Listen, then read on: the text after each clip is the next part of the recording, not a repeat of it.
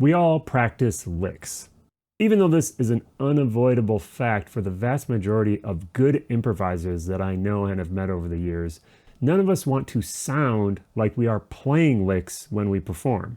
Today we're going to look at some strategies about how we can broaden the application of some of this material we practice so that it comes out in our playing in a more organic, natural, and musical sounding way.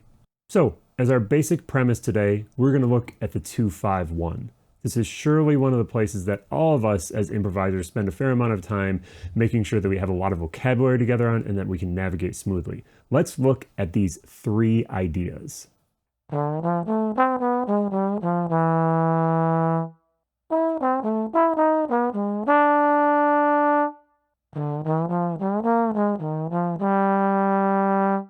Now, those are three sort of classic 2-5-1 licks that, a million jazz musicians have played over the years, and we want to make sure that we have good control over. They're relatively simple. There are some extensions and things like that in there, but the basic melodic shapes are very, very common. So step number one would just be to figure out some places we can plug that into a tune. Maybe we took a C blues. We're going to work in the key of C today, and I just plug those in every place where I have a 2-5. Now, these are short 2-5s, meaning that they take up one bar. The 2 chord is 2 counts, the 5 chord is 2 counts. So I'm going to plug those in every single place where there could be a 2-5 in sort of a regular standard issue jazz blues. For this chorus, I'm going to use the third example I played that sounds like this.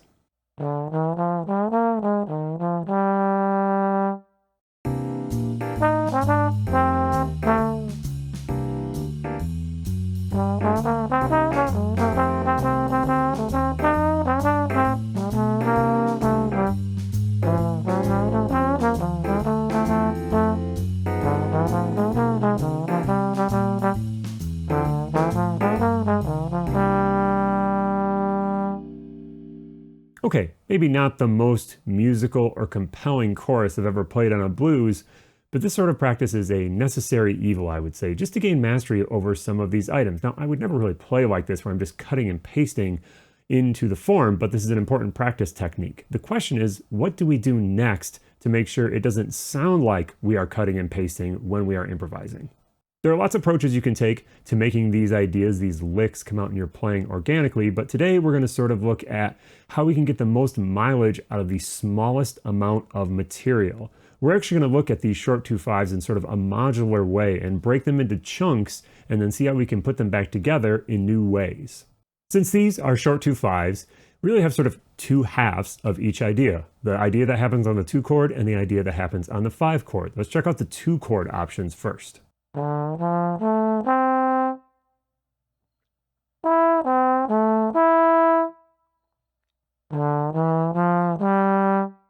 We start with just a basic arpeggio shape up that minor 7 chord.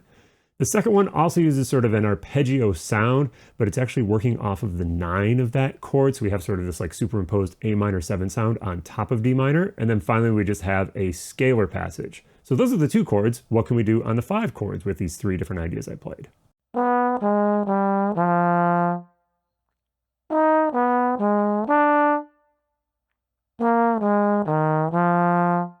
Each one of those is a very typical thing that we might think sounds good on a 5 chord. The first one just hits the 3rd and then moves down the scale with a flat 9 in it. The second one uses, again, this sort of upper structure triad of an A flat minor shape. And remember, that one was paired with that A minor shape on the 2 chord, resolving half step down to an A flat minor shape on the 5 chord. So really nice little kind of sidestepping motion there. And then finally, we just have something that hits some of the alterations to get some of those more interesting colors on the 5 chord. Now, you might have noticed as I was displaying some of those musical examples, I labeled the 2 chords as a 1, 2, and 3 option. And then I labeled the 5 chord options as an A, B, and C option. That's because we're going to combine these in a somewhat modular fashion, where we might take the 2 chord from number 1, and then maybe the 5 chord from letter B, and just see how many different ideas we can create. Now, I don't know that I really think about this when I'm improvising and performing, but this is a great way to practice. All of us sort of get stuck into when I play a certain idea on the 2 chord that leads me to a certain idea on the 5 chord, because maybe you practiced a lick in that way or something like that. We want to branch out and think that all of these things are available to us, maybe with small variations in them, but we can really get a lot of mileage by kind of cutting and pasting and recombining in new ways. So let's just check this out through these examples. So first, Let's start with the 3 permutations we could play when I played the 1 option on the 2 chord. That was the arpeggio going up and combining that with my 3 different 5 options.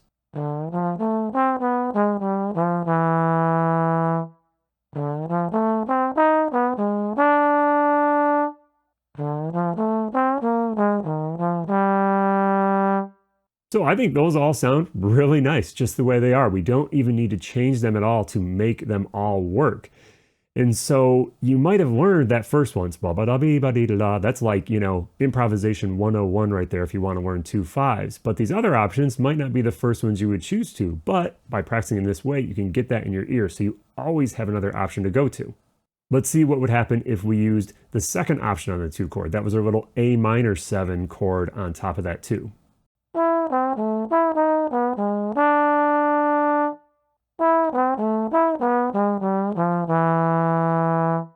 Now, that one sounds fine and it definitely works, but to me, it doesn't sound as smooth or as melodic. It just doesn't have that voice leading of leading up to the third like I kind of want to hear in my ear. So I'm going to change that slightly.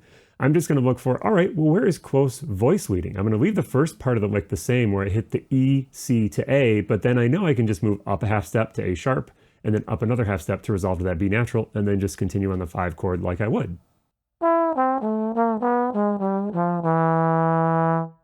So it's the same fundamental idea, just with a very slight variation to make it all kind of work with these 2 different components. And then we're playing like almost a totally different thing. We're not just kind of cutting and pasting these 2 ideas. We have like a sound over here and a sound over here that we're thinking about what is the best way to connect them rather than just cramming one in and cramming the other in.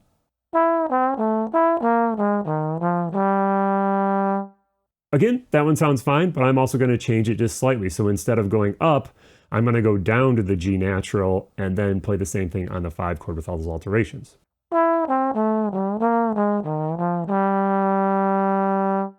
Now, I couldn't really tell you why I like that one more. There's not necessarily a specific voice leading thing or anything like that I'm looking for. I just like the way it sounds more. All right, let's look at our option number 3 on the 2 chord.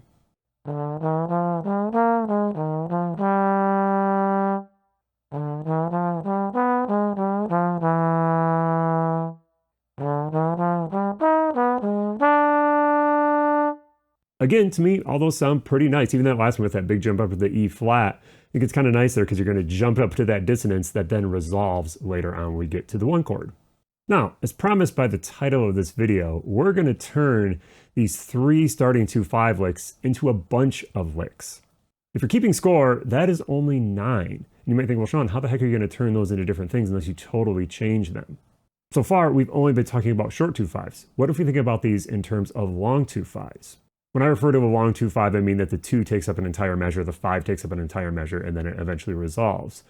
So here, we don't have that many notes, so we're not just going to play a continuous 8th note line over these 2 bars because we just don't have that much melody in these short little ideas. So we're just going to change the rhythm. We're going to keep the melodies basically the same. There will have to be a slight bit more variation possibly with some of these just to sort of make them make sense over these longer number of bars. But generally speaking, they're going to stay the same, and we're just going to stretch the rhythm out in a number of different ways. So here we're going to check this out with a play along so you can hear how these are going to fit with the chords going behind them. Now just remember, our starting 3 ideas were these.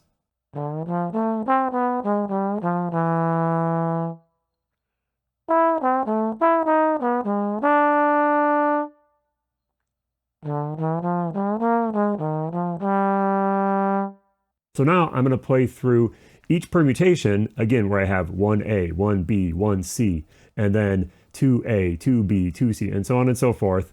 And just see if you can keep track of these different ideas and see how I use different rhythms to make these work. I'm going to use the same rhythm for all of the ones that were the 1 part of the 2 chord, then all the ones that were the 2 idea on the 2 chord, then all the ones that were the 3 idea on the 2 chord. I kind of set those bounds just to kind of keep myself together on this. And I used a little bit of repetition through some of this. I changed just a few notes, particularly on number 3. I had to change some on that when I got to those 5 chords just to make it all work. But I think it'll make sense. I'll throw the music on the screen so you can see how each one of these change as they go from a short 2 5 to a long 2 5.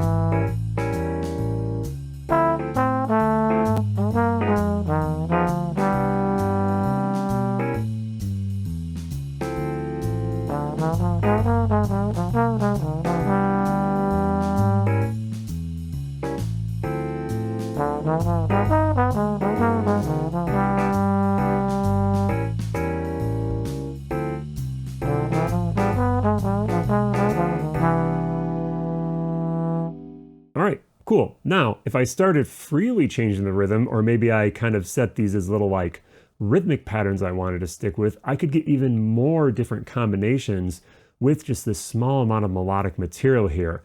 I would draw your attention to number 3B. That was the second to last one I played. I really had to change that one quite a bit. It sounds like this.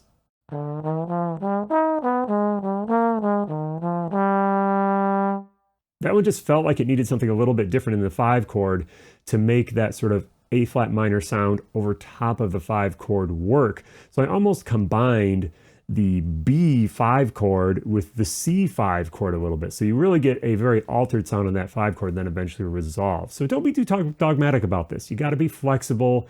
I wouldn't say this is something we absolutely have to practice every one of these in all 12 keys. You certainly could. That would be great. That would really get them under your fingers. I think this is more of a way for you to experiment with the information that you already have under your fingers. Do you always want to be learning new vocabulary, new ideas? Yes. But you also want to make sure that you can apply and really dig deep into the ideas that you already know and have good command over it and see how you can use them in different ways. Maybe you're just manipulating them slightly so they become a new idea, but the actual underlying concept of playing the altered sounds on a 5 chord or playing sort of the A flat minor sounds on a G7 altered chord, it's still the same. So that way you're not having to reinvent the wheel. You're just sort of like using that wheel in a different way. And that will just give you a ton of mileage with the ideas that you already have in your command. So I hope that gives you a new way to think about practicing vocabulary and a different practice strategy to employ rather than just necessarily running everything in all 12 keys. Again, nothing wrong with that. That's great and it's definitely going to get you there. But you want to have a variety of practice tools that you can draw upon to help yourself continue to improve. As always, if you want a little more support on any of this stuff, hit me up in the virtual studio. There's a good handout with some more of these licks transformed in the same way, where we take a couple of very simple ones, find all the different permutations, mess them in some different rhythms, and see how we can put it all back together to really like broaden that spectrum of what we can do with these very simple ideas. All right, we'll see you in the woodshed.